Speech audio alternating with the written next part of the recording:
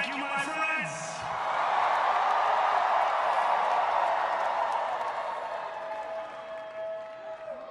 The sun may have set over our city this evening, but as Eugene Debs once said, I can see the dawn of a better day for humanity.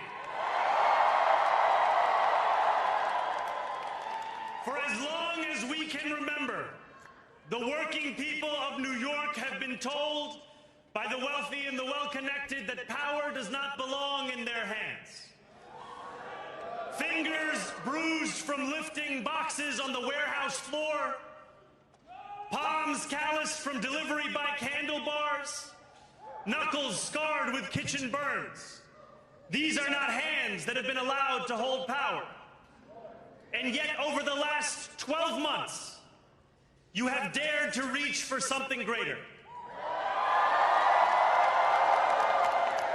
Tonight, against all odds, we have grasped it. The future is in our hands. My friends, we have toppled a political dynasty.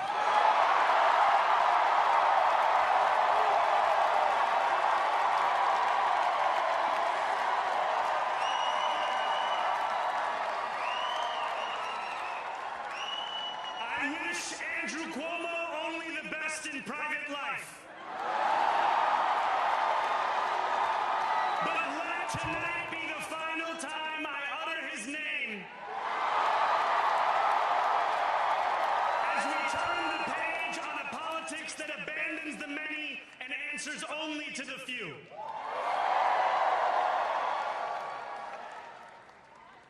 New York, tonight you have delivered a mandate for change. A mandate for a new kind of politics. A mandate for a city we can afford. And a mandate for a government that delivers exactly that. On January 1st, I will be sworn in as the mayor of New York City.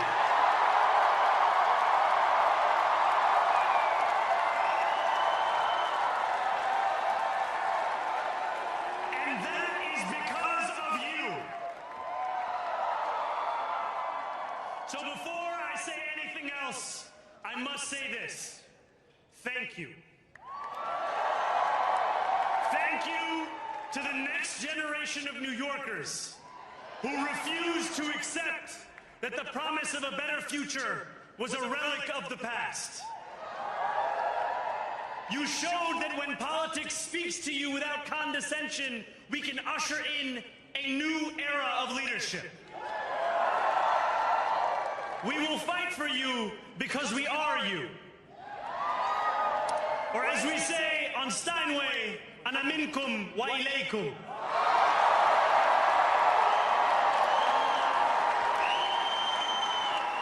Thank you to those so often forgotten by the politics of our city who made this movement their own.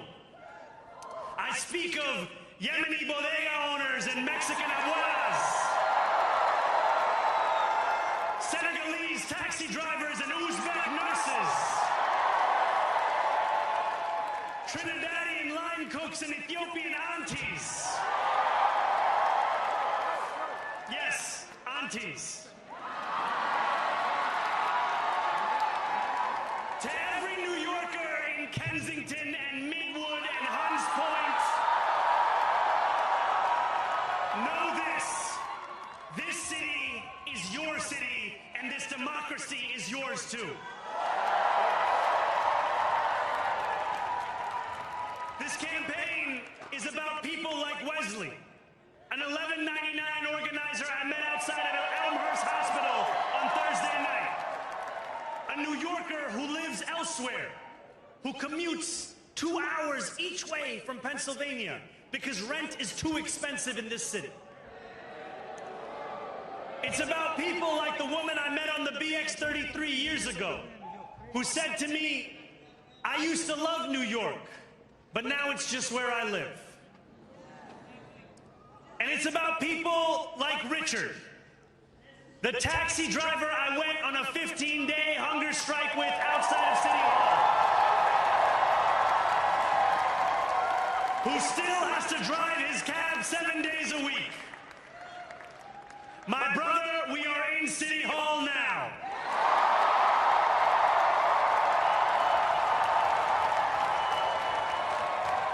This victory is for all of them. And it's for all of you.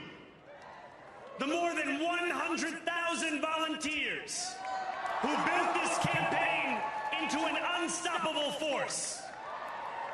Because of you, we will make this city one that working people can love and live in again. With every door knocked, every petition signature earned, and every hard-earned conversation, you eroded the cynicism that has come to define our politics. Now, I know that I have asked for much from you over this last year. Time and again, you have answered my calls. But I have one final request. New York City, breathe this moment in. We have held our breath for longer than we know. We have held it in anticipation of defeat. Held it because the air has been knocked out of our lungs too many times to count. Held it because we cannot afford to exhale. Thanks to all of those who sacrificed so much, we are breathing in the air of a city that has been reborn.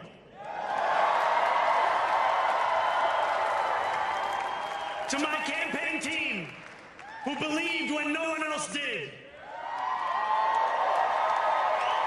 and who took an electoral project and turned it into so much more, I will never be able to express the depth of my gratitude. You can sleep now. To my parents, Mama and Baba, you have made me into the man I am today. I am so proud to be your son. And to my incredible wife, Rama,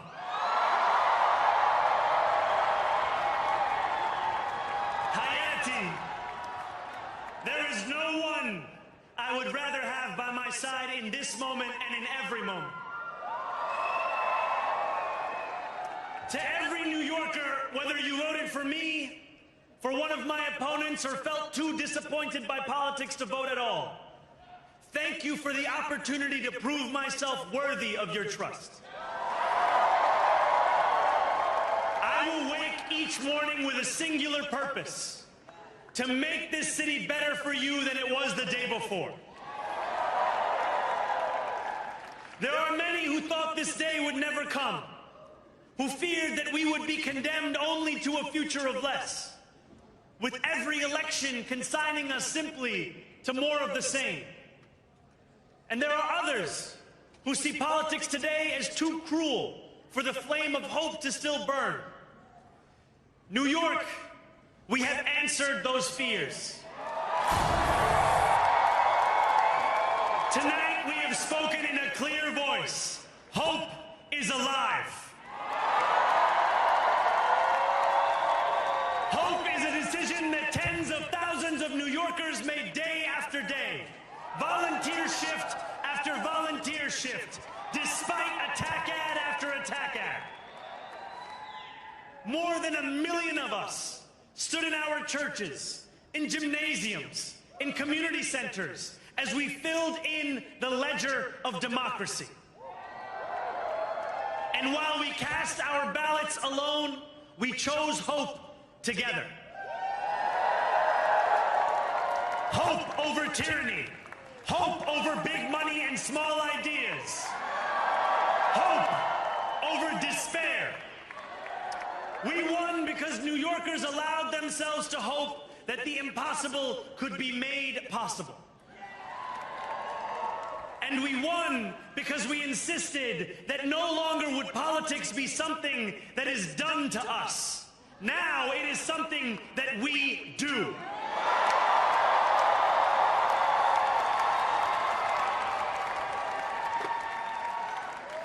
Standing before you, I think of the words of Jawaharlal Nehru. A moment comes but rarely in history when we step out from the old to the new, when an age ends and when the soul of a nation long suppressed finds utterance. Tonight we have stepped out from the old into the new. So let us speak now with clarity and conviction that cannot be misunderstood about what this new age will deliver and for whom. This will be an age where New Yorkers expect from their leaders a bold vision of what we will achieve, rather than a list of excuses for what we are too timid to attempt.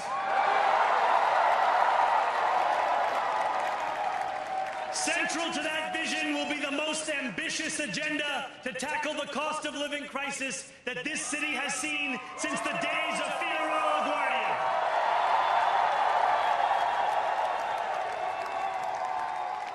An agenda that will freeze the rents for more than 2 million rent-stabilized tenants.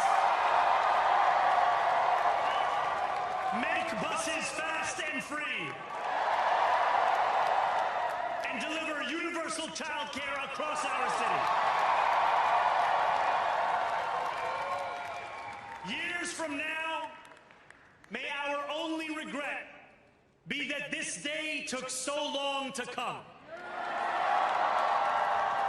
This new age will be one of relentless improvement. We will hire thousands more teachers. We will cut waste from a bloated bureaucracy. We will work tirelessly to make lights shine again in the hallways of NYCHA developments where they have long flickered. Safety and justice will go hand in hand as we work with police officers to reduce crime and create a department of community safety that tackles the mental health crisis and homelessness crises head on. Excellence will become the expectation across government, not the exception. In this new age we make for ourselves, we will refuse to allow those who traffic in division and hate to pit us against one another. In this moment of political darkness, New York will be the light. Here, we believe in standing up for those we love. Whether you are an immigrant, a member of the trans community, one of the many black women that Donald Trump has fired from a federal job, a single mom still waiting for the cost of groceries to go down, or anyone else with their back against the wall, your struggle is ours too. And we will build a city hall that stands steadfast alongside Jewish New Yorkers and does not waver in the fight against the scourge of anti-Semitism. Where the more than 1 million Muslims know that they belong. Not just in the 5 boroughs of this city, but in the halls of power. No more will New York be a city where you can traffic in Islamophobia and win an election.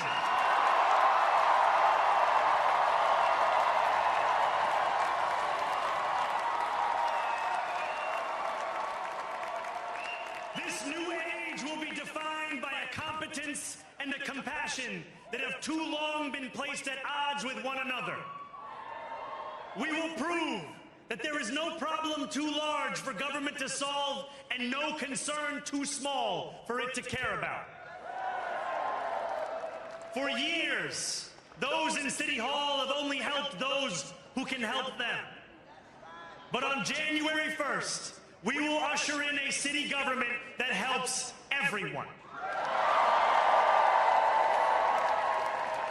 Now, I know that many have heard our message only through the prism of misinformation. Tens of millions of dollars have been spent to redefine reality and to convince our neighbors that this new age is something that should frighten them. As has so often occurred, the billionaire class has sought to convince those making $30 an hour that their enemies are those earning $20 an hour. They want the people to fight amongst ourselves so that we remain distracted from the work of remaking a long broken system. We refuse to let them dictate the rules of the game anymore. They can play by the same rules as the rest of us. Together, we will usher in a generation of change. And if we embrace this brave new course, rather than fleeing from it, we can respond to oligarchy and authoritarianism with the strength it fears, not the appeasement it craves.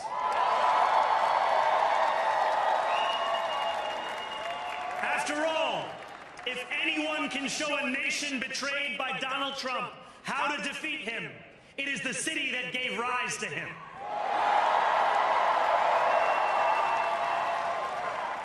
And if there is any way to terrify a despot, it is by dismantling the very conditions that allowed him to accumulate power. This is not only how we stop Trump, it's how we stop the next one.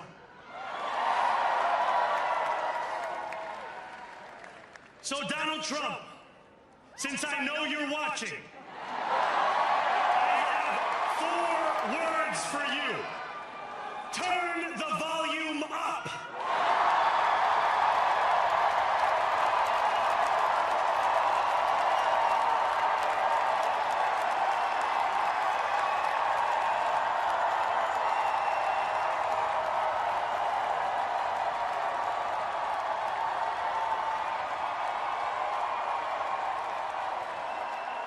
We will hold bad landlords to account because the Donald Trumps of our city have grown far too comfortable taking advantage of their tenants.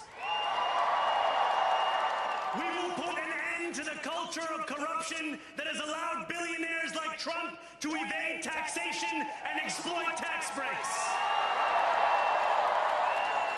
We will stand alongside unions and expand labor protections because we know, just as Donald Trump does, that when working people have ironclad rights, the bosses who seek to extort them become very small indeed.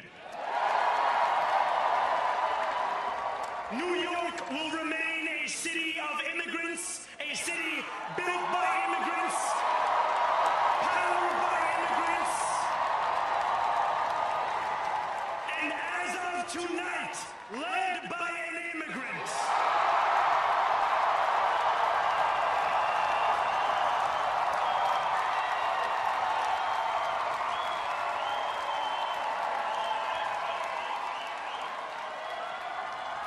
So hear me, President Trump, when I say this.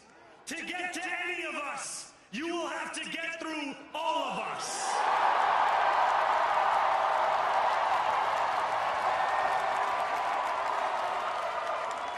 When we enter City Hall in 58 days, expectations will be high. We will meet them. A great New Yorker once said that while you campaign in poetry, you govern in prose. If that must be true, let the prose we write still rhyme, and let us build a shining city for all. And we must chart a new path, as bold as the one we have already traveled. After all, the conventional wisdom would tell you that I am far from the perfect candidate. I am young, despite my best efforts to grow older. I am Muslim. I am a democratic socialist. And most damning of all,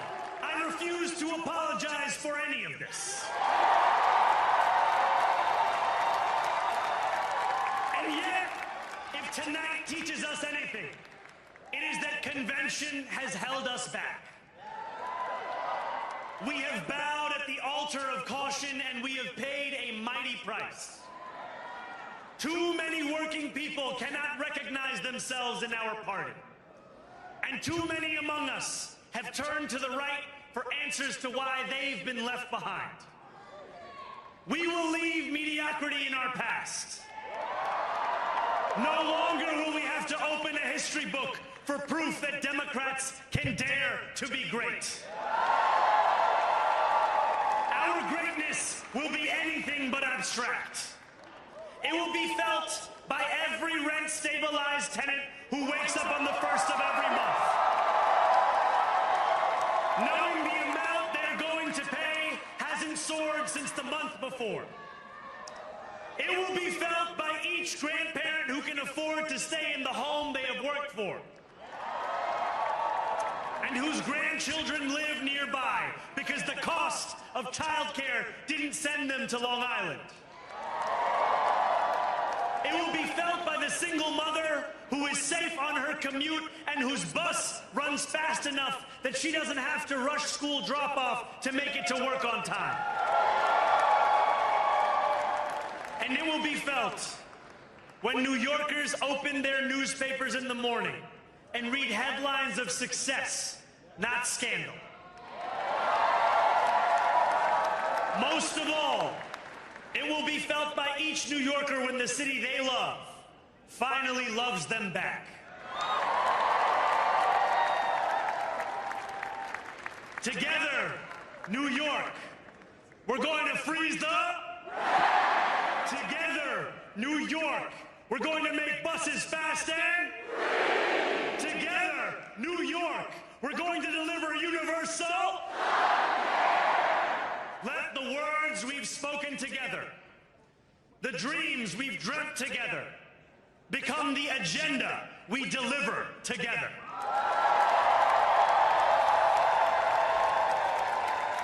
New York, this power, it's yours. This city belongs to you. Thank you.